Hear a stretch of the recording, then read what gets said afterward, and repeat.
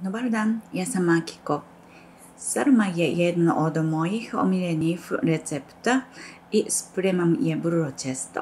Moj recept koji sam naučila od svoga supruga je kiseli kupus, luk, beli luk, pirinači, mreveno meso, paradajz pasta, zatim mrevena paprika, slatka i ljuta, slanina.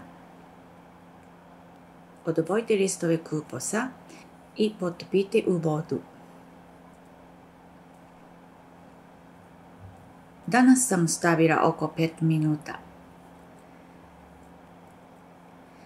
Iseckajte sitno luk i propružite. U poređenju sa Japancima, Srbi koriste puno ulja. Ja obično stavim 1 kašik ulja, ali se moj suprug žali na to, tako da sam sada stavila 2 kašike.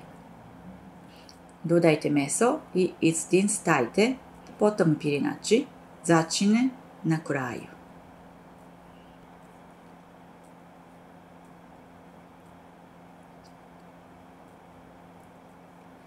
U Japanu imamo sličan recept pod nazivom rorovani kupus. Koristimo svež kupus bez prinča.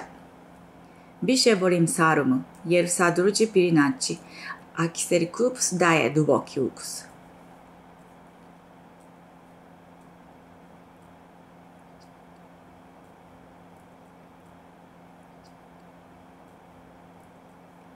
Poređajte ubijene sarme u ekspres lonac.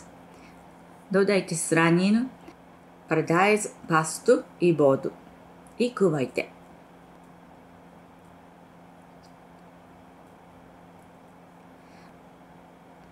Kada počne da vri, smanjite temperaturu na pola i kuvajte još 40 minuta.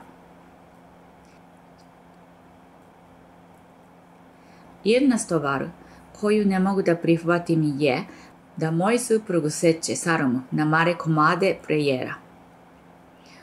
Uvijek pomislim koja je svrha ubijati sarmu.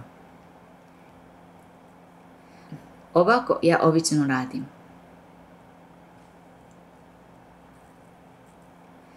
Bilo bi mi je drago da se registrujete i date vašu ocenu.